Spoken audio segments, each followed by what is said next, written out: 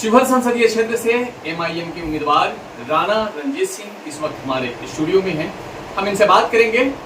शिवहर संसदीय क्षेत्र में इस वक्त लगातार जनसंपर्क कर रहे हैं, क्या कुछ रिस्पॉन्स आ रहा है, बहुत सारी बातें होंगी। हमारे साथ राणा रणजीत सिंह हैं, सीधा चलते हैं राणा रणजीत सिंह के पास। सबसे पहले इस चैनल में आपका स्वागत। बहुत बहुत शुक्रिया। देखिए, बहुत ज़बरदस्त उत्साह है लोगों में, इसलिए भी क्योंकि देखिए हर वर्ग को मौका मिलता है तो लोगों में उत्साह होता है। पिछले 15 साल से महिला विधायक थी यहाँ पे, और इस बार जब वो देख रहे हैं कि नौजवान एक युवा जो है यहाँ का सांसद उनको मिलने की संभावना दिख रही है, ज़बरदस्त उत्साह है। और ख़ास करके जिस पार्टी से मैं आ रहा हूँ एमआईएम से, असदुद्दीन ओवैसी साहब की जो पार्टी है, इसका इंतज़ार बहुत लंबे टाइम से इस इलाके के लोग कर रहे हैं। और जो नाराज़गी इस बार आरजेडी के प्रति लोगों में है, क्योंकि 17% जनसंख्या जिसकी है उसको मात्र 2 सीट दिया गया है, और जिसको 14% है उसको 10 सीट दिया गया। ये MY का समीकरण जो बना हुआ है, ये बिल्कुल बहुत बेईमानी इसको कहा जाएगा। और मुस्लिम समाज ने बड़ी शिद्दत, बड़ी ईमानदारी के साथ आरजेडी का जो है झंडे को और पार्टी को बुलंद किया। आज आप देखेंगे ऋतु जायसवाल जी आई हैं, वैश्य समाज से आती हैं। वैश्य समाज के ज़्यादा लोग एनडीए माइंडेड लोग, लेकिन आज जब उनके कास्ट के व्यक्ति को टिकट मिला तो कई लोग जो है एनडीए के इधर चले आए, क्योंकि जात को देख रहे हैं। लेकिन अक़लियत ने कुछ नहीं देखा, केवल लालटेन को देखा। जिसको दे दिया, जिसको थमा दिया, उसके पीछे आंख बंद करके चला गया। लेकिन ये लगातार होता जा रहा है। किसी को आप इतना प्रताड़ित करेंगे। कांग्रेस के साथ भी अक़लियत ने ऐसे ही साथ निभाया, लेकिन एक टाइम आया जब कांग्रेस का असलियत खुला और कांग्रेस से मन उनका फट गया और वो आरजेडी की तरफ चले आए। और आरजेडी वाले भी लगातार इस काम को कर रहे हैं। अशफाक करीम साहब का टिकट काट दिया गया, उनको बोला गया कि आपको टिकट हम MP का देंगे, लेकिन नहीं दिया गया। इस इलाके से फारूक शेख साहब लगातार मेहनत कर रहे थे, वो भी एक शिवहर के बेटा थे, लेकिन अंत में उनका भी टिकट काट दिया गया। हम लोगों ने पहले ही कहा था कि अगर किसी लोकल को, और खास करके चूंकि शिवहर में अक़लियत की आबादी 17% कागज पे और असलियत में बोलिए तो 22% के आसपास यहाँ की जनसंख्या है। 4 लाख लगभग यहाँ। बिल्कुल ये उससे अधिक ही होगा। मुझे लगता है कि 3 लाख तो वोटिंग होता है, 2.5-3 लाख तो यहाँ वोट होता है। पिछले बार आप फैसल अली साहब चुनाव लड़ रहे थे, आप यादव बूथ का हिसाब निकाल लीजिए। वाई जो है पिछले बार हिंदू था, MY समीकरण नहीं था, केवल अकेले M था। तब फैसल अली साहब को लगभग 3-3.25 लाख वोट आया था। तो 2.5 से 3 लाख का वोट जो है गिरता है, और इस बार तादाद बढ़ेगी, क्योंकि ये बकरीद ईद का समय है और सब लोग जो बाहर नौकरी करते हैं, दुबई वगैरह में जो है, सऊदी में, सब आकर के बकरीद तक यहाँ रहते हैं। तो बहुत ज़बरदस्त वोटिंग होने जा रहा है। आप किसी इलाके में चले जाएंगे, इतनी नाराजगी, लोगों ने ठान लिया कि इस बार हम आरजेडी को सबक सिखा देंगे ताकि विधानसभा में हमारा अधिकार मिले। लोग जो हैं ओवैसी को बीजेपी के भाजपा का बी टीम बताती है, इस पे एतराज करते हैं। देखिए, अभी एक बयान आरजेडी के कैंडिडेट ने बोल दिया, जिसको मुसलमान का वोट चाहिए और ओवैसी साहब को ओवैसी बोल रहे हैं। लोगों को तो पहले उससे बहुत तकलीफ हुई। और दूसरा ये है कि आपने कॉपीराइट नहीं लिया हुआ है कि आप अक़लियत की बात केवल करेंगे। केवल हरा झंडा, हरा गमछा, हरा टोपी पहन लेना अक़लियत की बात है और हितैषी नहीं बन जाता है। वहाँ पे मोदी जी के खिलाफ लड़ने वाला जो है, CA हो, NRC हो, असदुद्दीन ओवैसी है। सदन में शेर की तरह दहाड़ने वाला असदुद्दीन ओवैसी है। और ये अगर आप किसी को जिता भी दीजिएगा आरजेडी को, तो क्या तेजस्वी जी जाके लड़ेंगे क्या मोदी जी से? अरे भाई, वो तो पहले ही फाइल पुर्जा इतना मोटा है CBI का और ED का कि जब दबिश चलेगा ED CBI का तो मामला रुक जाएगा।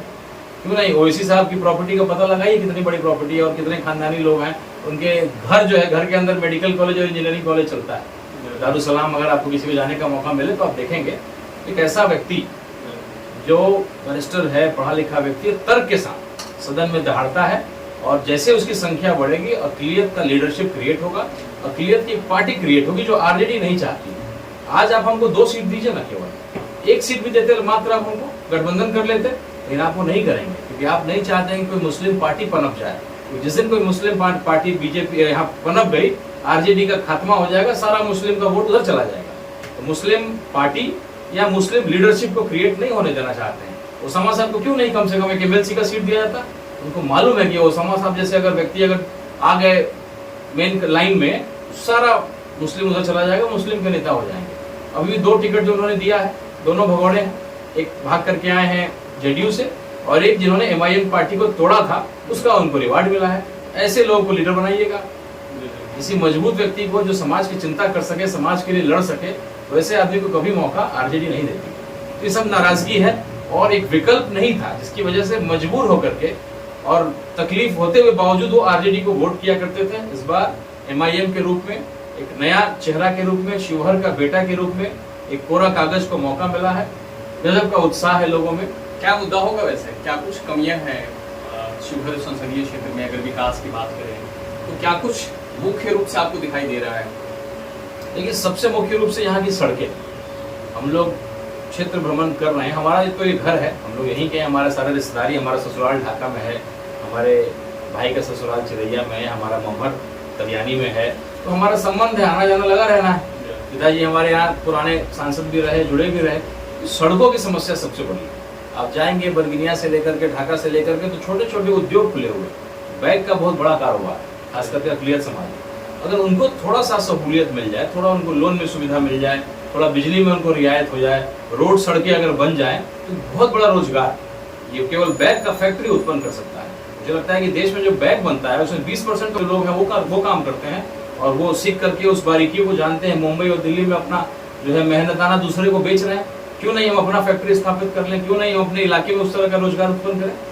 तो अगर सड़कें एक नंबर पर ठीक कर दी जाएंगी तो बहुत बड़ा विकास जो है यहाँ इस इलाके का संभव है। क्योंकि हम नेपाल से भी सटे हुए हैं, कई स्टेट से हमारे बिहार का बाउंड्री लगा हुआ। तो अब तो बाढ़ वाला इलाका है, लेकिन 2 साल से बाढ़ नहीं आ रहा है, तो भी सड़कों की हालत हो रही है। सड़कें मुझे लगता है कि एक सबसे बड़ा जो है बाधा बन रहा है यहाँ के विकास के लिए। और साथ ही साथ जो शिक्षा की व्यवस्था, स्वास्थ्य की व्यवस्था, उसमें सुधार करने की जरूरत है।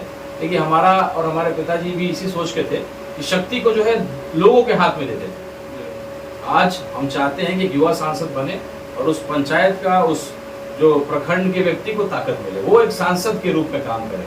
कुछ भी अगर गलत हो रहा हो उसके पंचायत, उसके वार्ड में, चाहे सड़क में गलत ईंटे का इस्तेमाल हो रहा हो, तुरंत उस काम को रोके।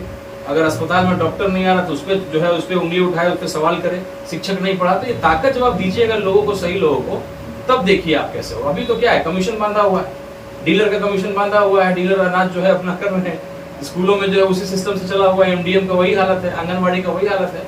क्योंकि ईमानदार जनप्रतिनिधि अगर खड़ा हो गया सभी अफसरों को ठीक कर देंगे। और हम लोग ताकत जो है जनता के हाथ में जिस दिन दे देंगे उस दिन देखिएगा आधी समस्या का समाधान हो। तो हमारा मूल लक्ष्य यही है कि हर एक व्यक्ति, आज जो हमारे मुख्य धारा में हमारे कार्यकर्ता हैं जो हम लोग इसलिए काम कर रहे हैं, वो सांसद के रूप में, एक एक व्यक्ति राणा रंजीत के रूप में, एक एक आदमी जो है शिवहर का सांसद के रूप में अपने वार्ड, अपने पंचायत, अपने प्रखंड में काम करेगा, उसी शक्ति का इस्तेमाल करेगा, चीजें अपने आप ठीक हो जाएगी। एक हिंदू का बेटा, एक हिंदू के बेटा पे ओवैसी साहब ने विश्वास दिखाया है और हमारा पूरा हिंदू समाज भी, उन्होंने एक कदम बढ़ाया, हमारा समाज 10 कदम आगे बढ़कर कर उनके इस फैसले को सलाम कर रहा है।